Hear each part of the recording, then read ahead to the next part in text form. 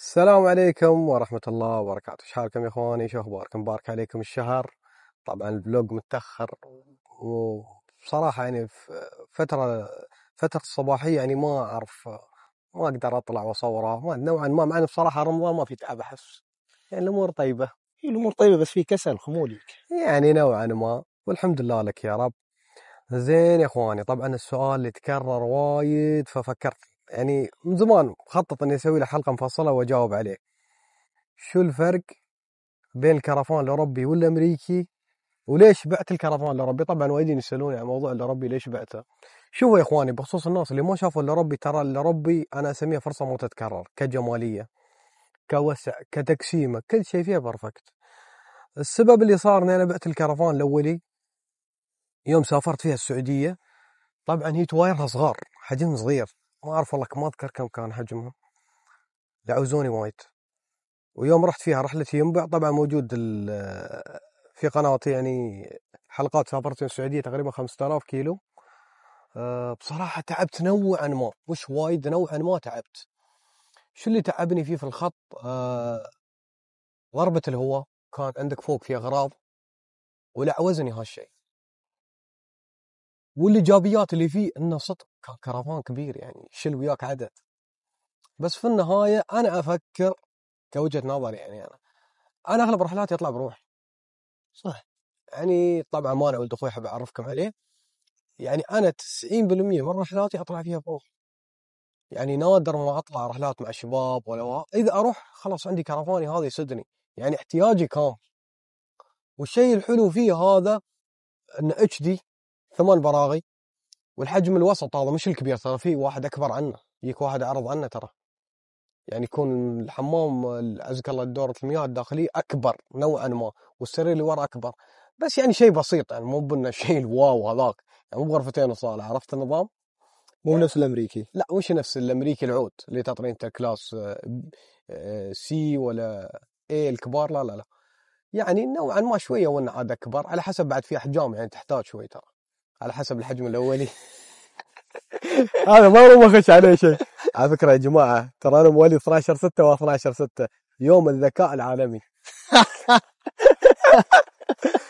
زين يا اخواني، هذا مثل ما شفتوا انتم فلوجات والتصوير اللي عندي. طبعا اتمنى من الناس اللي موجودين ضيفوني على السناب هني تحت، وضيفوني عندكم، لان في السناب بتعرفون في يعني في اشياء يوميات، يعني اشياء جديده. صح، تفصيلية تكون أكثر ترى في السناب أكثر عن ها، اليوتيوب ترى تجمع حلقات أنت، لا أو اليوتيوب ترتب الحلقات ترتب، ايوه، لكن السناب ومي. عشوائي، صحيح. وتطلع فيه ساعات شغلات حلوه. استفادة في السناب أكثر من انا تعرف وين اتلعوز؟ مثلا مرات اصور حق اليوتيوب، عقب ولا اصور حق السناب تطلع اللقطه اللي في السناب احلى، فتلعوز لين ما انقلم اللي ما يعني. تشد. وهذا لا، السناب ترى تستفيد منه كشكل يوميات. الحين تطالع رايح، أنا ما أقدر أنزل لك الحين مثلا هنا. عرض أنا مسوي في محل، ما أقدر أنزل لك عرض في المحل في اليوتيوب.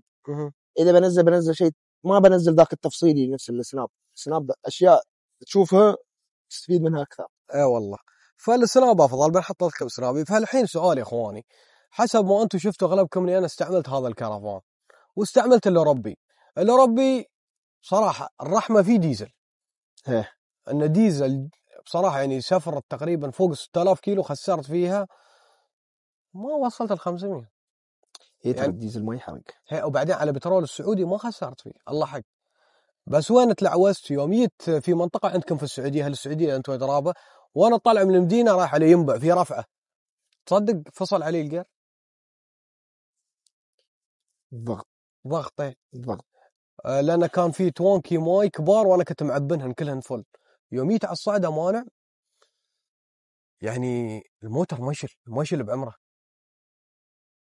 عكس الحين أنا جربتها، رحت فيه لين الكويت ورديت. طبعا الرحلة الأولى اللي كانت أول رحلة اللي اشتريتها من عمان للإمارات سواقة جبتها، وعقب طلعت فيها الكويت.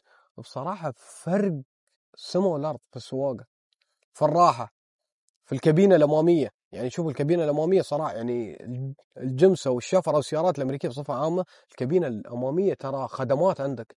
يعني هناك في الأوروبي كنت حاط شيء نفس تحدى سيارة أول يحطوا لك قلاصات ايه. حق الماي وشي، هذا لا منه فيه، يعني أماكن أريحية يعني فيه.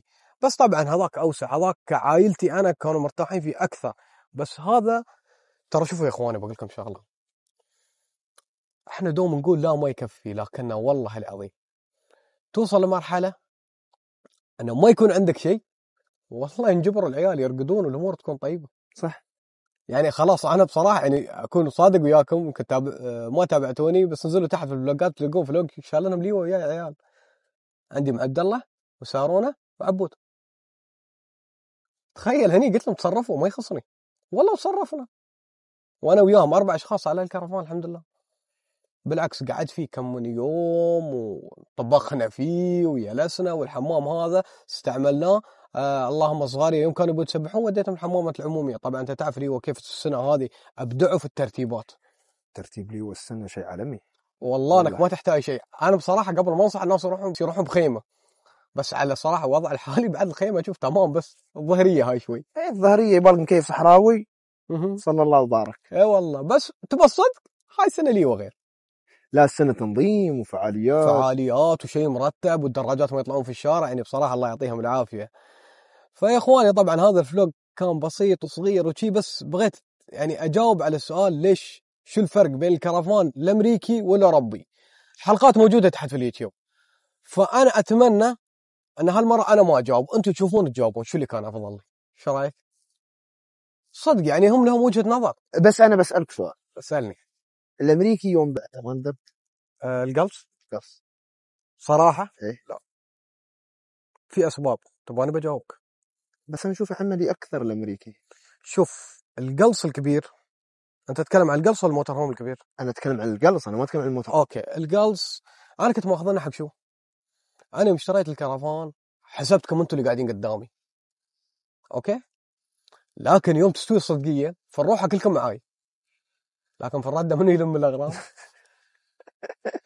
ف اوكي كان مريح لكم انتم، بس بالنسبه لي انا لا، انا كنت اقلص مسافات طويله. انا كنت اول واحد اشرت. وانت اول واحد تشرد، انت وفي واحد من دون ذكر اسامي كنا نبتلش انا وخالك، ترى هذاك بالموتر هوم العود وانا بها نشيل اغراض. حتى اخر مره يوم طلعنا الاهل ترى بدينا رحنا هني جزيره البط هذه اللي في الوثبه. رحنا ويا الاهل طبعا، اخر يوم كنا مروحوا تمينا انا وخاله، والله من الساعه 2 ضربنا بريك، بعدين تعبنا من كثر ما شلنا اغراض. طبعا كان جلسات ودنيا وهذا، ونص السامان فريناه ترى، ونص طار في الدرب. فبصراحه ما ندمت انا، ومش ندمان الحين، انا اخف يعني الحين. طبعا الحين عندنا في العائله اكثر من كرفان، مش نفس الوضع اللي قبلي، كلهم صاروا اصحاب كرفانات. الحين انا اجيب كرفاني، ما اعطوني اكل اسوي لي سندويشه. قبل انا مبتلش، انا اللي اطبخ، انا اللي اغسل، انا اللي انظف. الله يجزاهم خير اخر رحله صغاريه يوم قوم خلوف وموسى وهيل يوم كانوا عندنا، الحين ما شاء الله ريال وين يغسلون صحون، قبل اقص عليهم يلا من هناك نظف صحون. الحين دورهم، الحين دورهم، الحين نفسك بيشردون بيقعدون عند العرق. فالحمد لله تعلمنا، لكن فضل الله انا الحين وين يعني مثلا ما الاهل مثلا الشباب مخيمين هنا قاعد عندهم اليوم عشاكم ما عيبني ابدل مكان ثاني. عرفت ربيعكم اي نوع؟ ربيعكم ما كان هالنوع، كان وفي بس ما ينفع معهم الوفا. الله يعطيكم العافيه يا اخواني، لا تنسونا باللايك والاشتراك وتفعلون الجرس، وتكتبوا لي تحت شو اللي كان افضل تحسون، الاوروبي ولا المحلي، واللي ما شاف حلقه المحل الاوروبي ولا الامريكي. انا شو يعني محلي متعود يا اخي، عشرة عمر المحلي وياي. فزين يا اخواني تكتبوا لنا تحت، بحط لكم الرابط تحت مال الكرفان الاوروبي، اتمنى الكل يروح يشوفه وتعطوني تقييمكم. جمالية اقول لكم فرصه ما راح تتكرر، الله يبارك لرعي وهو مستانس فيه لانه هو بس يسوقه في الامارات، اما انا خلاص الحياه رحله فاستمتع بها، ناوي على العالميه باذن الله. في رحله قريبه ان شاء الله، صبروا عليه ان شاء الله. هي والله شوف احنا نبغى نختم من قبل عادي بنطول السوالف. انا ودي بس انت تعرف الظروف اللي انا وانت نمر فيها وقت الحالي، انت وياي يعني انت تعرف في شيء مهم حقي وحقك، صحيح لازم نسويه انا وانت علشان نعدي الستب. انا عديت هالستب ان شاء الله ما في شيء ثاني. ان شاء الله السنه الجديده في بروجكت ان شاء الله ان شاء الله. لا هي مال تربى الكل يعرفها باذن الله سبحانه وتعالى. زين يا اخواني ونشوفكم على خير، مبارك عليكم الشهر مؤخرا، وهذه وان شاء الله في فلوقات جايه واحلى باذن الله سبحانه وتعالى. السلام عليكم.